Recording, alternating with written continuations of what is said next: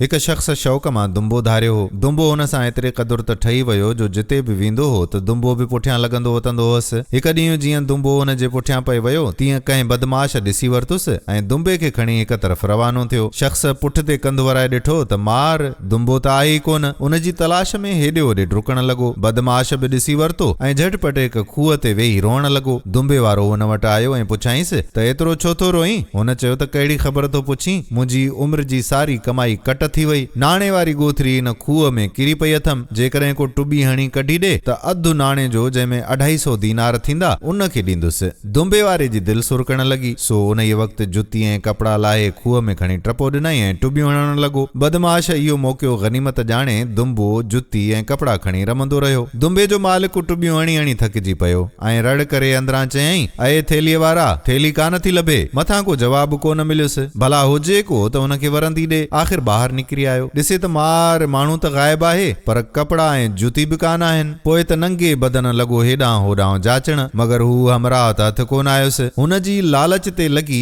दुंबो बि विञायई ऐं कपिड़ा ऐं जुती बि विञायई। सो दोस्तो, सच चयो अथनि त जो माण्हू अध खे छॾे सॼीअ ॾांहुं डोड़े थो तंहिंखे सॼी त कान मिले पर अध खां बि सिके। वीडियो पसंदि आई हुजे त शेयर ज़रूरु कजो।